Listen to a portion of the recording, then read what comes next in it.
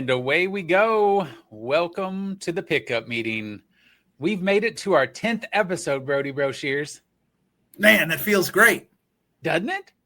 Right? I think we had been chatting at some point in this process, and you said you had read that a lot of podcasts only reach episode 1, and then they never do another episode. We added a 0 behind ours. So now we're at 10.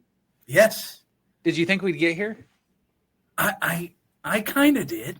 I thought we're having enough fun that it's hard to stop. I can't quit you, Kevin Thomas, right? It's true. We can't quit each other. It is one of these fun things, but we had just gotten back from the annual conference and attended a session that our producer extraordinaire, Matt Markin, did on podcasting being a part of the narrative. Right, being a part of just the academic aspect of learning and growing and of the profession as a whole. And I couldn't help but think about how our podcast is now a part of that conversation because we made it to 10 episodes. At 1, it didn't matter. It is. I have been really impressed. Like I was just thinking about Isabella's episode yesterday. And I was listening to it again this morning, right, as I was getting ready to go for today's episode. She just had so many good nuggets in there. And so I do realize how much I'm learning from our guests and from this experience. It really has informed some of the ways I've been thinking about my work here in the last semester. Yeah, and one of the things that kind of blew me away was where we would be in certain conversations while we were at the annual conference. And all of a sudden you and I would look at each other and you would say, that conversation came from our show. Yeah. Right. Or talking to our good colleague, Patty Griffin, and her talking about using our podcast in training and development. That was pretty mind blowing. That's wild. Yeah. That's wild. And so to Patty Griffin's staff, bless you and welcome. She assigns listening to our podcast as an assignment. Is that torture? Just for people that don't like us. Everybody else loves this. I guess that could be true.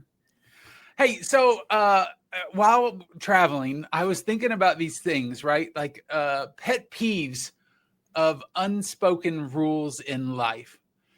And for me, like the ultimate pet peeve is the person that is watching something on their phone or listening to something on their phone and decides that everyone on God's green earth needs to also listen to it as well.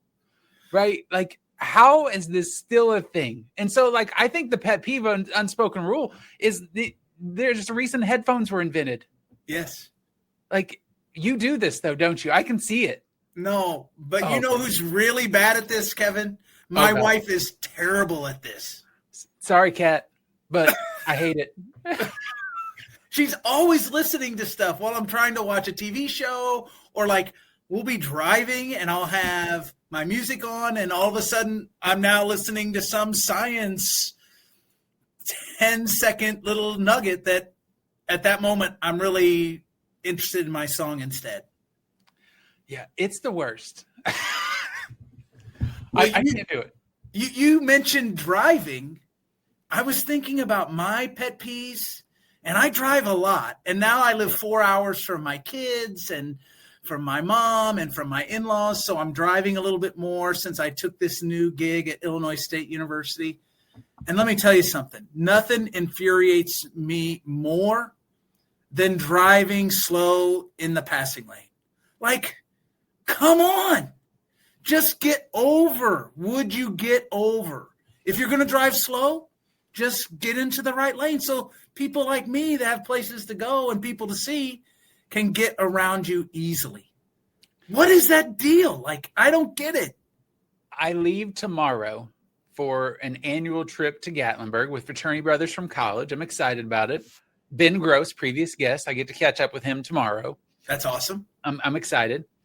And I also have to travel from the Little Rock area to Memphis. and the stretch of interstate is what you're referring to for 3 hours. Yes. Where you get to a point where now your driving is get into the passing lane, drive as fast as you can, because no one's going to pull over and get in your way at that point, because you're not going to get stuck behind another slow driver in the left lane. I feel your pain on this one. Yes. It's terrible. It is. It's the worst. And there's nothing you can do. And so then you get to this point where, do you let road rage begin, or do you find a great song and sing in the radio? Where do you go, Brody? I have a bumper sticker on the back of my car that says Guster is for lovers. And I sometimes scream that just angrily. I don't think that's what they meant by that one. I know. I have been known to do both. Yeah. My kids would say that, I don't think they learned swearing from me in the car, but I've sworn at people before. That it does happen from time to time. I would like to say I'm the better person here, and I always stay calm and cool and relaxed, but I'd be lying to you if I said those things. Yes, you would be. And so I can't say those things. Hey, so before we bring on our guest, we are back from Vegas in the Vegas adventure that was the NACADA annual conference. Yeah. And I think we would be just skipping out on a whole lot if we did not mention that you received your award, the Bobby Flaherty Service to NACADA Award. Yeah. And you gave your speech and you had that moment. Do you want to talk a little bit about like what that was like? It was good. I really enjoyed it. It was a lot of fun to give the speech and to be recognized. It was great to have Kat and you and some of the folks that nominated me there. It was fun to kind of see all the award winners. Like Marsha Miller's speech was wonderful too. But I mean, I continue to get nice little notes of congratulations. And yeah, it feels great. You did a tremendous job. Tremendous job on your speech. We're going to work on getting that out there for the guests to be able to partake in. But you did a tremendous job, and I thought it was a nice moment to take in. Yeah, I got to tell a story about my dad that was really fun. And I got to thank my wife in person, which was equally amazing. And in between, right, I've just been really fortunate. You know, all the institutions where I've worked have supported me. I acknowledge that, right? Professional development and service to the association wasn't just something I got to do. It was pretty much encouraged by every place where I've worked. And I feel really blessed to have that, because not everybody gets that, right? Some people are resorted to having to listen to our podcasts, right, as their only form of professional development. I got to travel the world, and it's been great, and I'm grateful for it. It is a fantastic point. We were very fortunate to get to be there, and thankful for our institutions to send us and connect. And in each year we've been able to do it. And that connection might lead us to our next guest. It might. Yeah, today we're really excited. You know, we have a special guest join us in welcoming Chrissy Davis Jones, Vice President of Student Success and Enrollment Management at HACC, Central Pennsylvania's Community College. Did we get that right, Chrissy? Absolutely. You got it. HACC, yeah. HACC, yeah. HACC, yeah. That's right. Let's go. I can't help but remember that from Orlando when we last presented together, Chrissy. And yes. Like you introduced yourself and you're like, it's a mouthful. Just remember, HACC, yeah. And HACC, like, yeah. Like I have no idea. Like there was a period of time I was trying to connect with you, and I'm like, I cannot remember the institution, but I remember HACC, yeah, and that's going to get me halfway there. So good job. Good memory. Love it. That's right. That's good teaching right there. I didn't remember that, but I should have maybe. Doggone it.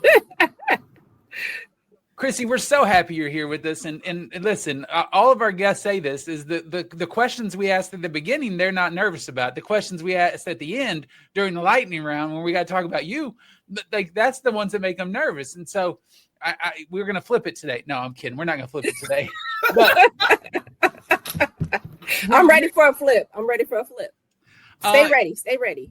You've got a long career in community and technical college context, and looking back, like what brought you there and what keeps you energized about the work that you do? Because you do, Chrissy, bring a certain energy to what you do that I think has to be contagious for those that are around you. Well, I absolutely love community and technical colleges. I know that we are a microcosm of the world. Like, we are the people. And I say that we are diverse in nature, everything from political views to gender identity, you name it, it's at the community college. I think one of the things that really sparked my interest, it wasn't necessarily a career field that I necessarily wanted to go into as an undergraduate, but my mom became really ill. So I had to get a job. And so I started working at Wyoming Technical Institute when it was just WyoTech, and it was in a single location in Wyoming. And they hired me full time. So I was working full time and going to school full time. So just imagine that as like an 18-year-old trying to navigate that space. But what I really realized is that I love to connect with the students. When I was moved from behind the scenes to in front of the students, they had very diverse backgrounds. We had individuals who were coming from all walks of life to Laramie, Wyoming, from like Pennsylvania, where I'm at right now, New York, California, because they want to come to this very prestigious technical automotive school. And so I knew then that I was hooked, and I stayed in the field since then. I love it. Chrissy, you said that this wasn't what you envisioned doing. What was the envisioning that you were hoping to do? So my big plan was to become a pediatrician. So my mom said, since I was the age of 5, one day I would come home and say, I want to be a doctor. The next day I come home and say, I want to become a teacher. And I would go back and forth like that. And so I was 5. Those were the things that I could think of becoming. And I laugh now because I'm like, I became a doctor of teachers, right? And so, as a baby, as a child, I had never known such a thing as to become or get a doctorate in education. So I fulfilled one half of my dream and the other half, but it just didn't manifest the exact way I had saw it to become. So, I just say I'm a doctor of teachers, but I still get to help people. And that's the ultimate heart of what we do. As a doctor, you want to help people. And I get to do that in what I do every day. That's awesome.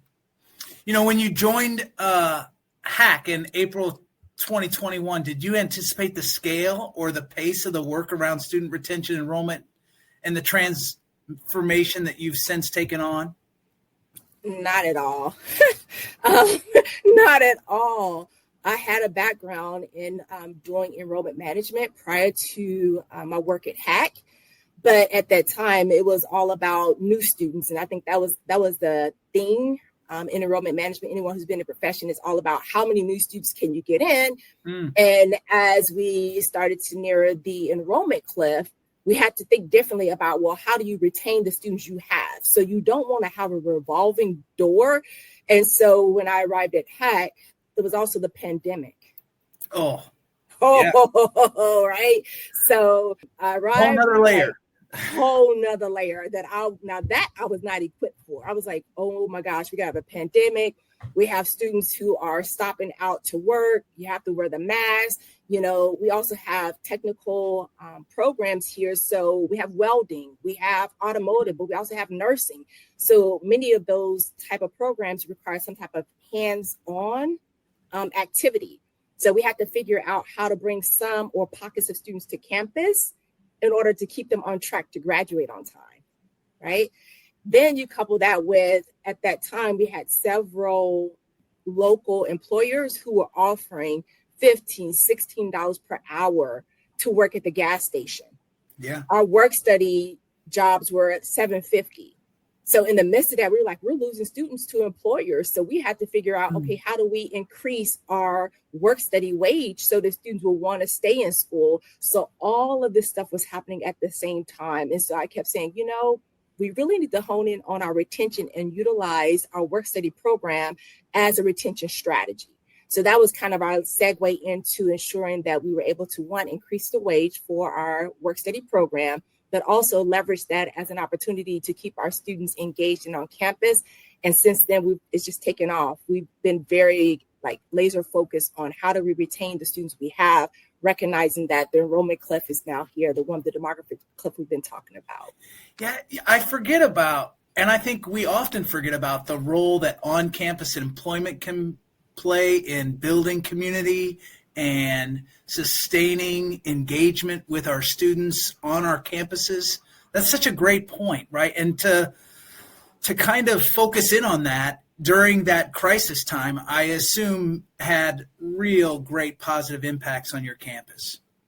It did eventually, not at first, because we had already lost some of our students to the $15 wage, right? Like, Sure. So we were trying to, court them back. So like Michael Jackson 5, I want you back. Like we did. We had to come up with a campaign like, we want you back, Yeah. Come on back. We have a good pay and we can work around your schedule and you actually get to study while, you're at work. And that's one of the benefits that's not necessarily at a gas station or a grocery store. Like you will work while you're there. We will honor your coursework and try to balance that out. So that it did eventually take off, and we actually haven't seen an increase in our work study program, but that was a tough time because we really did have to be like the Jackson 5. Yeah. I mean, Kevin, maybe we should ask this. Like I forgot my first, I had to work when I went to school. My first job was in the dining halls, right, at Indiana University, $3.10 an hour, 1989. Good God. But that experience made me a part of campus, right? And then I became a manager of the morning shift in my sophomore year, and it allowed me to then interview for the RA position and get an RA position. Then you find your way into higher ed, and all of a sudden you're doing a podcast 30 some odd years later, right? Talking about higher ed. Like it just happened. Just like that. Just like that. Chrissy, I think that, when we talk about enrollment and retention right now, it is a topic that people really want to hear about, but also maybe don't think about the layers that are there. And I was fortunate to present with you several years back, and I thought your perspective on enrollment and retention, especially for community college level, was enlightening. So like, what do you think that schools are getting wrong when it comes to enrollment and retention, and how are you earning the success that you're earning? I think I saw improved fall to spring retention for the first time in 10 years at HACC, and you're doing it right. What do schools need to be considering, and maybe what are they doing right now that they should consider doing differently? There's a couple things that, as I think about just the shift in the profession when it comes to enrollment planning, is thinking differently against not necessarily focusing on the beginning part of the academic journey, like the inquiries and the admission part. Those are important, but what is the strategy to keep them? You have to keep them. Otherwise, you're going to try to keep bringing in new students. And I think that's an area that we may have neglected unintentionally just in the profession over the years. When we shift our focus to actual enrollment health, you have to think about enrollment planning or enrollment management from an enrollment health perspective. And that means that we want all elements of the enrollment funnel to be healthy. Everything from the intake part of it, which is the outreach, the recruitment pieces and those arms, to how we onboard students. So are we preparing our students to be successful once they actually attend our colleges and universities? What do they need to know today versus what do they need to know the next 3 semesters? And it can't be a dump of everything we've learned over our 20 years in a 2-hour orientation session. That's the other piece, right? How do we ensure that the information is readily available to students after they do that snapshot in time, or what we call orientation? The other piece that we found very beneficial with our students is over 75% of our students attend part-time. That to us, that data dive lets us know something about the population that we serve. And so that lets us know that our students are working. That lets us know that our students are probably caregivers, and they are. That also lets us know that our students are managing very busy lives. So to say that school is your number one priority, back in the day, I remember people say, if school ain't your number priority, you need to stop out and come back when you're ready. Well, we know that that's not going to fly with our student demographic. Our students are already telling us upon entry, I have other things. So how do we as an institution start to prepare ourselves to best serve those students? What that looks like is maybe we do a packaging of course scheduling, which means that you take 2, which is 6 credits in most cases. And that for us is good because that also makes sure that the students are eligible for financial aid. We also look at the data to determine which 2 classes are best paired together. Not all classes work well together. Just an observation there. Haven't been an advisor. I know that. You can put some things together and we think it looks really good, but the student goes through the experience and they don't do well. And you look at the data at the aggregate and you see that it really doesn't work well at all. So having course pairings that make sense for the lives of our students, but also ensure they have a taste of success. Students have to have a taste of success, especially your first year, your first gen learners. They have to have that taste. Otherwise, it in some ways takes them to a place where they don't feel like they belong there. And it solidifies maybe some negative messaging that they may have received, especially for first gen learners, about college isn't for you. Go do something else. You need to just work. And so it opens a door that I don't think is necessarily intentional when students don't have that taste of success. So that course pairing is critical. Support services is another one. And advising is key to that. I cannot overemphasize the role of an advisor. Absolutely. Oh my goodness, it's huge. But also some of the programming that goes along with that, ensuring that our students are able to get involved in some capacity and not miss out on those opportunities. What I think you're talking about, though, too, is so critical. And I think this is where your lens from advising is so helpful to it. Like you're talking the wide range view or the umbrella of service and expertise and aspect of success at your institution. And this is what advisors are doing in their jobs every day in a very one-on-one or one on their caseload type of basis, right? To where it's like, you'll hear people say, well, the curriculum's the curriculum.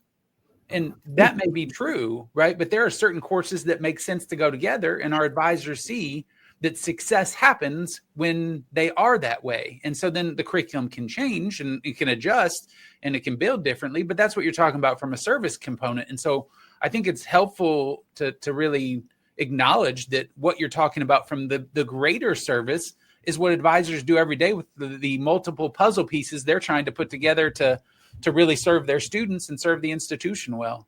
I appreciate that insight. Absolutely. And I think the flip side of that is that operationally for the institution, it creates a level of efficiency for us. Because when you have, for example, an educational plan for a student that goes to span, for us, it would be 4 years minimum, because if they're going part-time, it's going to take them a little bit longer to complete that credential. It gives us an idea of what courses we should be offering in what way, modality-wise, but then also at what point in a semester or a term we should be offering those classes. I think that's the other part of the operational piece of it, is that it allows the organization to be more efficient, but also taking a deeper dive into how we're offering classes, when we're offering classes, and we're not inflating a schedule and then trying to reduce, and the students are trying to find new classes. So there's some different ways by which to do that. I think when I talk to people who work at community colleges, right? I've never worked at a community college. It's that holistic. It's that holistic. What did you say, Chrissy? I said, bless you. Come on over. We welcome everyone here.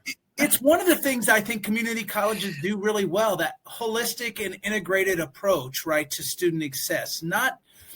It's understanding advising, but it's understanding the student, right? You have to understand the student when you're at a community college, and the complexities, I think, of the types of students that you're working with just require it, or else you're not going to be as successful. Absolutely. You're 100% correct on that. Recognizing not only that we want our institution to operate well, but we want our students to be successful, because their win is our win. Yeah. When our students don't win, we do not win. So we talk about a pickup meeting. I think about a pickup game. Like, you're going to select the best people to be on your team, right? Even if it's dodgeball back in elementary school, like I want Kevin. Okay, Brody wants such and such. we're trying to win. And so for us, our students winning is us winning, because they become our greatest ambassadors for the institution, for HACC, and saying, HACC, yeah, I earned my credential. Let me tell you why you should go here. Yeah. So those are the pieces that we want to think about in terms of a holistic experience for our students. Is when they win, we win. And by them winning, our community win, because we are the community's college. You have to think about it from that in the economic lens as well, because our students stay in our communities. So they are our neighbors. They are our friends. They are people who maybe worship in the same places that we do. So when something doesn't go right, they know where you live. Yeah. Right. So you want to make sure that you're treating them well. Before I ask the next question, we need to ask Kevin. Kevin, what was it like being picked last in grade school and all the games that you played? Like, what was that like? Listen, there's a reason why everybody loves the underdog, and I was glad to represent that every time.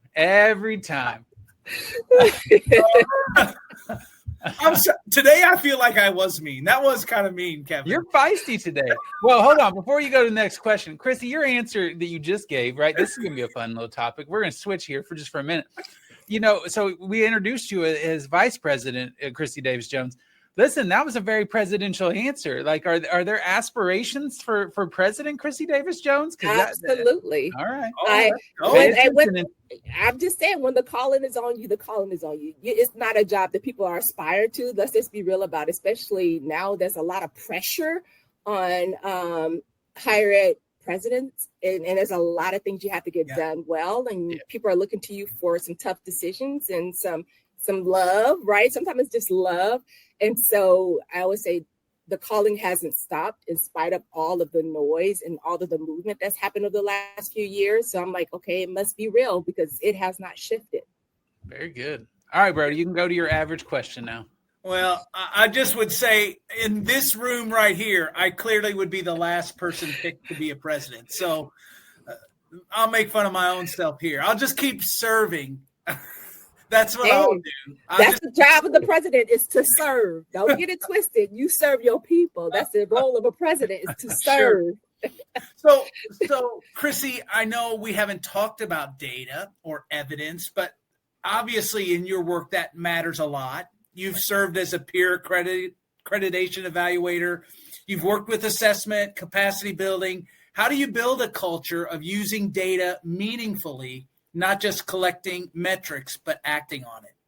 Part of what we've done, and I've done it at previous institutions as well, is create this data literacy culture, because most of us are familiar with numbers. Overall, people are afraid of numbers. It's when we say, well, what are the numbers telling us? That's where people get a little apprehensive. Yeah. And I think it's part of it is very real, right? So part of it is, I'm not quite sure how to take these numbers and turn it into insight, to turn it into action. Yeah. The other half of that fear is, am I going to lose my job? So I tell people, we use data as a flashlight, not a hammer. Those are two different things, right? So we want to flash the light on those areas in which we can make enhancements to a business process, or we're realizing that what we designed 20 years ago is not working for this new generation of students that we desire to serve. So the data is part of it, but the storytelling that comes with the data, which is why data literacy is so important, is why we want to make sure that we're educating all colleagues. And so we built a curriculum around it, and we actually have what we call a data team. So it's not just IR, but we have a group of colleagues who are working together to really implement this curriculum around data literacy, how to interpret the data, how to move from insights to action, how to read those dashboards. Do I have the right filters on? Because we could all be looking at the same data set and get something totally different, because we don't realize what data are not in the set and what data are in the set. Gosh, I love that so much, right? The idea of a collective responsibility of using the data well is really a great concept. And I'm putting that into my little head of mine, right? And starting to think about how that can work within my own unit right at this moment. That is a fantastic response. In the storytelling part of things, I think is such a powerful thing that not just administrators, but administrators, practitioners, front level folks that are meeting with students every day, like forget about how effective they can be and need to be within that. And I use this example in Chrissy, I think we've had this conversation before of saying Brody went to college. And then the next sentence is Brody graduated college. You're telling a terrible story. Yeah. Right. Because the journey that occurs is not just data points. I mean, they are like Brody went to tutoring to get successful in a certain course, or Brody took these classes, or he explored a little, right? Those aspects that are there. But I think folks forget about the storytelling and that this work that we do is a journey and isn't just point A to point B. There's a lot that happens between point A and point B. C, D, and F, and maybe a Q may have fell between A and B. That's right. Let's be clear. It may not be A, B, C, D, like the way we learned it. It may be A, Q, R, S, L, B, back over to I. Like it doesn't necessarily, the journey is the fun, if I can say that. The journey is the fun, even as scary as it may feel in that moment.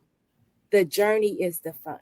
So even in an advising session, students have a lot of data that they may not even be aware that they are literally walking around with their GPA, how they're moving through a semester. So when an advisor does a check-in in the middle of the term, it's not necessarily to say that you're doing bad or good, but let's talk about what you're experiencing right now, getting to some of that feeling pieces, and then unpack that with the student by way of how they may be performing in a class. Because sometimes it may not be anything that's happening in the classroom. It may be something that's happening outside with their family, especially if they're in a traditional residential hall. For our students, it may be that their kid is sick. They're getting called into work on a day off, and they're trying to plan and study for an exam that's going to happen. Those are all data points, and it's a story that's connecting the dots with the student. Say, okay, let's break this down in terms of time management. That may even be a numerical way to express it to a student. So those are pieces of the journey that in the moment may not seem as fun, but once you get through it, you're like, oh my gosh, why was I hyperventilating over that? Like, this too will pass, and I will have a greater narrative to share with someone else. And I think as institutions, we're guilty of this, that we design things to be A through Z and to do it in A through Z order. Mm-hmm. And that's just not the way this works anymore. Our students are so diverse and so complicated and so unique that A to Z just doesn't happen. And so I think that story and the data behind it is really powerful. So thanks for sharing that, Chrissy. So I'm sitting here looking at what you're doing at HACC and the career that you've had. Like you said, you're not doing this on your own. You're not doing this in a silo. You've got great people and leaders and coaches and advisors you work with. So when you're sitting in your chair, what are the things that you look for to enhance your team to grow you stronger? I've learned how to step out of the way.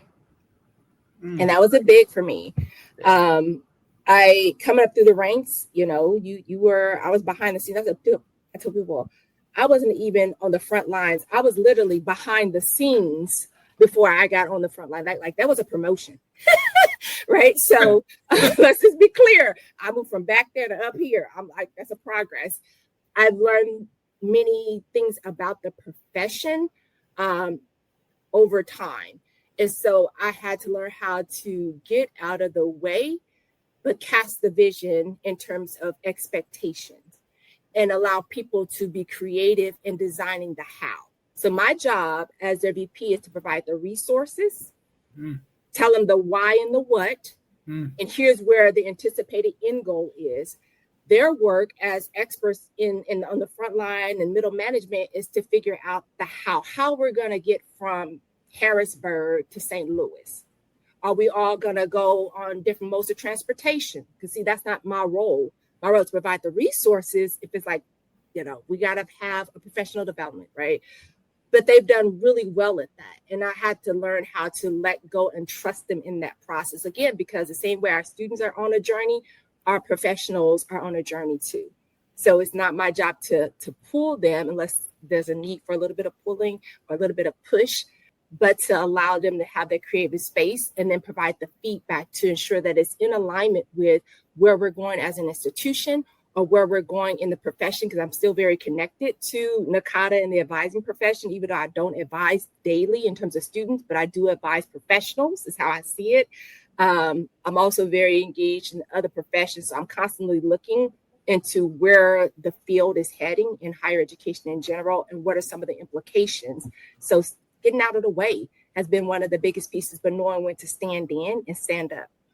You know, you mentioned the aspect of your connection to NACADA, and Brody and I have had this conversation as administrators. I think we've had these conversations of sessions that we go to at the annual conference and connections we make, because there are a lot of topics that are really, really based in that front role with advisors. But I have to say, you know, what you're talking about is the fact that there are applicable things in the work that advisors do that we go hear about at these conferences that we attend. I'm reflecting on last week and going to a session on burnout that will stick with me for quite some time. That's going to make me better as a supervisor, but was really made for advisors that have 450, 500 students on their caseload and the burnout they're feeling. And you have to take it and twist it in a different way. And so I think some of those conversations about is NACADA for the upper level administrator, if you think about it, right? Like I think that's where I've gotten to is you have to be able to say, oh, I can take a little piece from this session, a little piece from that session and feel better about how I'm doing my job, but not necessarily that it has to be, I'm talking to you, senior level administrator, and this is exactly what you should do in your job. It just doesn't work that way. No. Agreed. It doesn't. Applying it to the role is really helpful, right? You have to be able to scale what you're learning into your specific space. No doubt about that. Absolutely. And at this point in my career, I'm really encouraging my advisors and their leadership to submit proposals, right? Because I can see the work, and I'm, again, engaged enough in the profession to say, ooh, I don't think they quite hit that yet.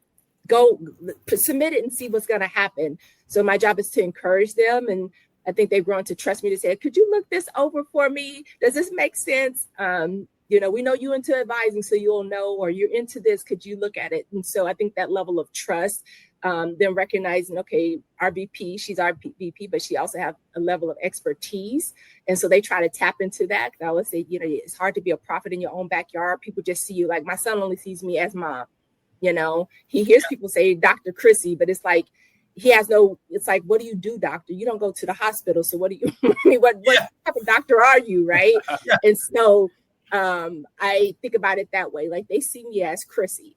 And so when they ask me, I'm like, okay, they see and know that I have a level of expertise that may be able to help them, but also help the institution that's really going to help support our students. Chrissy, I know this is something that we don't do enough in higher education, but and I think you'll have a really good answer for this. At least that's my hope. But, how do we celebrate student success and build pride among faculty, staff, and students when good things do happen? Like, what does that celebration look like on your campus? So we have a lot of fun, right? So that's not a surprise. I love it. We have to have some fun. So I'll give you a great example. So we have this cross-functional college-wide team called HACC. And within HACC, we have a student success working group, we have a data work group, and we have a professional development work group. And while they're all working on things that have impact to shift and move us forward in that respective area, we come together and we're like, oh, that data conversation impacts professional development. How do we make sure that everyone at the college does this professional development related to data? The student success work group, for example, they did the research, and now we have a college-wide definition for student success. Like it didn't exist. We have it, and we are operationalizing it now using data. So what we decided to do is that we're going to celebrate that. And so we have our kind of quarterly or semesterly celebrations, but this time we're going to give them a gift. So it's one thing to say thank you. It's one thing to write a handwritten note, which I've been known to do, and say thank you for presenting, thank you for sharing. But we're going to give them wings because we're the Hawks. And so one of our faculty said, Chrissy, I can't be a part of the work group, but I want to contribute, and they're into our arts program. So he's going to make some wings for those who are involved and give them a pen. And then we're going to give them a lanyard and some other cool stuff because we want them to know that the work that they're doing is making a difference. And it has. We're seeing it in the data, but we're also hearing it from students. And so we really want to celebrate them. Yeah. I love it. All right. So you got through all the work related questions. Now we're gonna get to know Chrissy a little bit better here. Okay. What's something most people wouldn't know about you? Do you have like a hidden talent, a quirky habit, something surprising? So I would say one thing people don't know about me that is hilarious. I ran in the international pancake race. So I run. I love to run. I still run to this day. Love it. And so one year when I was living in Liberal, Kansas, I was working at the community college there. They said, oh, we have this thing called the pancake race. And we race against it's on pancake day. And you race against a team over in England. And they have different things and we try to beat each other. So you got to run with an apron on, a skillet in your hand, a pancake in the skillet, a hair tie on, right? All the things. And it's about a 400-meter race. You got to cross with the skillet in hand and at least a piece of the pancake in your skillet. Okay. So first year out, I was like, I'm going to win. I knew I was going to win. Like I knew I was going to win. And I was winning. And so I got like this close to the finish line and I fell. Oh, no. Busted my whole chin up. The students were out there cheering for me. Yay, Dr. Chrissy, go, go, go. Bam. Boom. Oh, this scraped up. So you got to Google it. It's hilarious. I laugh at it now because I was like, I knew I was going to win until I busted that face. It like, wasn't cute. So there's video of this? Yeah. Yes. It was on the news and everything. Like, talk about an embarrassing moment. And I was a young professional, right? So, I'm in like my early 20s and the students are out there cheering for me. Yeah, wow, go, go. Oh no. At the I'm finish literally, of the race. this the finish line's right here. This is me. I fell. Oh boy. Yeah. At the finish of this race, when you don't fall, are there pancakes? This has to be like a win in this. Not just all the dress. No, there is a trophy. There's a trophy and medals and all types of things. So yeah, that was the thing. Chrissy, this makes me think like there's no way I'm gonna be fast anymore. But like, I mean, they have those races where you eat donuts and run a mile. Like they have those races where you drink beer and run a mile. Like, Kevin, I've been doing the wrong things. Like I need to be integrating my food love with my running love, and now maybe I could be the fastest. That right. part. Yeah. Like, listen, if they start having waffle races and like the pizza run, like I'm on board. We're gonna win. Right. I am way more tied to this adventure. But as it is right now, it's like run because you're gonna get a medal. I'm good.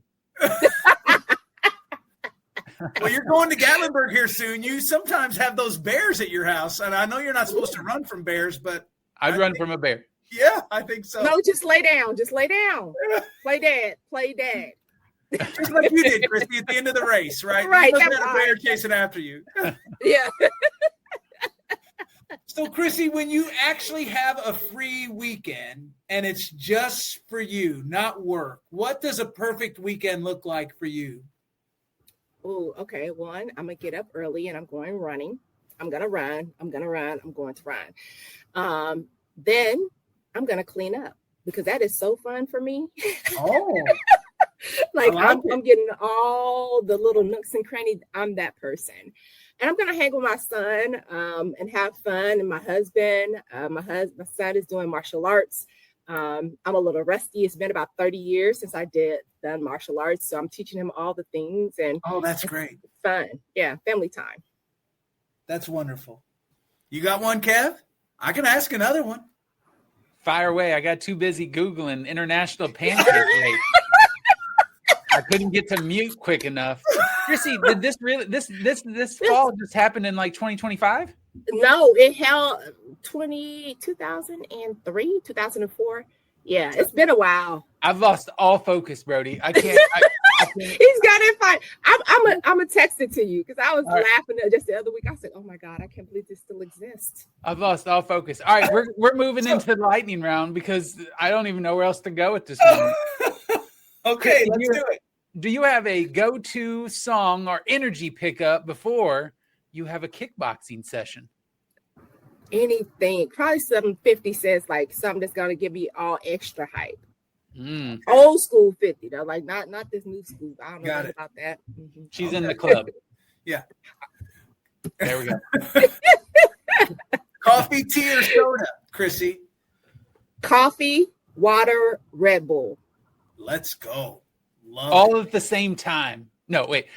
Gotta get the coffee, water, Red Bull, water, Red Bull, water. Like there's a flow to it. Okay. Love it.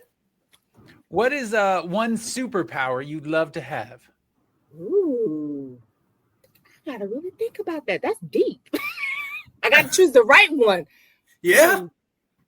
I like how we're just tossing away. Think, nope, that one's not good enough. Invisibility, that's for amateurs. Probably right. That's like fast. Okay, no, not good enough. I don't know. I would probably want all the things and just mix it up like gumbo. Like I would want all the things. I love it. I love it. Do you So speaking of gumbo, right? Like, do you have a favorite meal or a guilty fast food pleasure, Chrissy? My favorite. This is gonna sound so corny, but it's true. I love Brussels sprouts. Yes. Pomegranate. Like who is walking around with pomegranate seeds? That would be me. That would be me. And apples. And apples. Oh, good. On a episode previous, right? We asked this question to Todd Burrell, and he said salmon, and Brody had a reaction that could only be said as sickening. And I'm gonna tell you that there's only one food that I have stopped on the side of the road to throw out, and it was Brussels sprouts. Like my mom ordered Brussels sprouts, and she's like, "Would you take these home, put them in the fridge?" And about halfway home, I pulled over on the side of the interstate and tossed those things out. And then just kept driving. That was the nastiest. Like, Christy, we were friends, and it has fallen apart. I don't know what to do with that. That means they didn't prep them right. They didn't make them right. If you didn't like them, right. They didn't make them right. They didn't make them right. I'm telling you, Kevin, there's a place in Evansville called Samuel's, best burger ever, and they make this big bowl of like buttered and garlicked and peppered Brussels sprouts. Oh. And I didn't think I liked Brussels sprouts either, but it was fantastic. Hashtag nope. Okay. Chrissy, do you have a movie or TV series you could rewatch endlessly? It'd probably be Scandal. Like I love the Leo Pope. Like awesome. I'm here. That would be me. Let's go. That's great. Do you still have something that's on your bucket list that you haven't done? A whole lot more traveling. Yeah. A whole lot more traveling to the safari in Africa, Australia. Like, there's some places I want to go. So what's one of the best places you visited recently? Not Las Vegas. Not Las Vegas. Amen to that. So, anywhere but there. And then I had to turn around and go back there in like a couple of days. I'm like, no. I will say, Vegas highlight is going to see the Wizard of Oz at the Sphere. It was great. Oh. It was okay. Maybe I'll like it if I go do that. Okay. It was wonderful in every way. Yeah, totally agree. Okay. Massively impressed. I didn't think I was going to be impressed, and it did more than impressed. Are you an early bird or a night owl, Chrissy? Early bird. Oh yeah, you kind of. Yeah, I'm gonna get up early, go run. Mm-hmm. I love running in the morning too, Chrissy. That's the way it's got to be. Best feeling. Have we've hit our end, Brody? We have. Chrissy, it was so good to see you. I'm so sorry we didn't get to connect last week, but my goodness, it was so great to have you on. Every time we have an opportunity to interact, I'm learning from you. And so I appreciate all you're doing for the profession and all you're doing for your world and all those that you're impacting. Thank you, thank you, thank you. Thank you, guys. I appreciate the time. And remember, number 10 is good. It's all about perfection and new beginnings. So blessings on your new beginning as you enter into episode 11. Oh, thank you, Chrissy. Yeah, I love having you. How did we? That was applause. Matt Markin, he did that. Gosh dang, Taylor Swift hits and applause. That's fantastic. We're hitting new ages here. Wonderful production now that we've hit episode 10. He's holding it. He's like, I'm not using the good stuff till they get to episode 10. My dad says we need to record a soundbite or something like a sounder for every time we get to the lightning round. That it's like lightning round. And then, but we just need to have it ready. And now we have applause. You never know what's going to occur. Right. Yeah. We can't call it the thunder round because the lightning leads to the thunder. Because I was thinking like maybe a big storm or something like that. He needs to put like a lightning. He needs it like on the video. He could just put like a big lightning strike right through both of us. I am also amazed. And this is going back to the beginning of the show. Number of people listening and hearing conversations and people coming up to us and saying, we enjoy the show. Also, the number of people that are watching us on YouTube. I think about the people that are listening because I typically listen, but people are like, "Oh, your nonverbals and your facial expressions are so great," and I'm like, "Oh crap! I forgot the people are listening in that way or watching in that way." Yeah, I used to put the questions in front of the video, and I can't do that anymore. Yeah, that does not work. Because now it does. Now that I'm looking at you, it does feel like we're in the same room. Like we could both give each other the side eye, and it's like we're looking through the screen. Like, what are you doing, Kevin? This is what happens when we record on a Monday. It's all over the place today. Yeah, it is really great. You don't have a funny thing for Monday that you have for Friday? No. Every day is good. Just like Chrissy said, like it's all a good day. I like Fridays, but I like Mondays too. I'm not an anti-Monday guy. Well, listen, before we just get past it, Chrissy was fantastic. Oh, amazing. And I think, knowing her for the years that I have, which is only the last 5 years that we've come to work together. What she does with data and storytelling is second to none. She really does connect the dots and connects the dots in a way that the staff that she works with can be effective, but that the students that they're serving will see the greatest success. And that is the greatest praise that you can give an administrator in the work that you're doing, that the things that you're doing in that way are impacting students in their journey and their success. Yeah, she's sharp as nails. I've worked with her a couple times on program reviews. Man, I need another program review with Chrissy Davis Jones too. But the other thing that I really like is she just cuts to the quick, man. Like she gets at it, right? And I just love that kind of straightforward approach and framing it all under the guise of students and that holistic process. I love that, when in her role, right, tying that enrollment piece to the retention piece is so critical. And you understand that in your spot. And I work really closely with our admissions folks here at Illinois State, right? It all is connected. And she did a great job of kind of showing us and telling us how that's happening at her institution. Yeah, I'm taking so much from that. Yeah, she's fantastic. All right, so we're to the point in which we're going to do our three things. Yeah, and we had a conversation about what that would be, and there were some options. Yeah, but we settled on things you unnecessarily buy. Oh. And so top three things you're thinking of that you unnecessarily buy. I have my three. Well, I mean, records is by far the number one thing. I figured that records was your number one. It is. I just buy way too many records. For our audio listeners, my number one would be the lapel pins. And it's not a huge cost, right? You're talking anywhere between $5 to $15, depending on the pin. But for our visual audience, you can see the host of lapel pins that are behind me. And in that collection has approached, I would say, between 600 or 700 lapel pins at this point. So unnecessarily buy, but I really do enjoy them.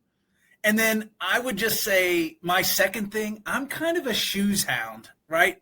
Like I buy a lot of sneakers that I probably don't need. I didn't know this about you. I mean, I'm addicted to Allbirds right now. And anytime they have a sale, I just buy them because I can wear them to work. I can wear them to concerts. I can wear them out and about. They don't look like running shoes, so they're good. And I buy a ton of running shoes too. I probably don't need that many running shoes, but so that's maybe the second thing.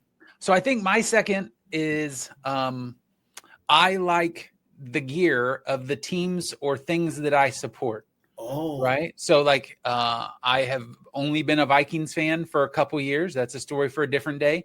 But I have more Vikings clothes than I should ever have. Right. I could wear Vikings gear every day of the week and then into the next week and not duplicate anything. But even beyond that, like F1, like looking for Red Bull stuff, Cardinals jerseys, just things that I enjoy. Like, and here's the thing, I don't know when I would wear half of this stuff, but I buy it like it's going out of style. Yeah. My last thing is pretty easy. And Catherine is sometimes not helpful here, but we eat out way too much. I buy way too much. I mean, I'm not a very good cook. I mean, there are a couple things that I can do. Catherine's a serviceable cook, and she likes doing it from time to time, but when you were raising kids and you're really busy and doing all that travel, God, we spend so much money on going out to eat. So my number 3 is like unnecessarily buy. Makes me want to define what unnecessary really means in this. But there are several times during a month's time frame where I will go have a salad at a restaurant. And after having said salad, I'll say, well, I think I'll walk over to Cassie's Cookies here in Conway, Arkansas, and pick up some delicious cookies to take home for the week. Yeah.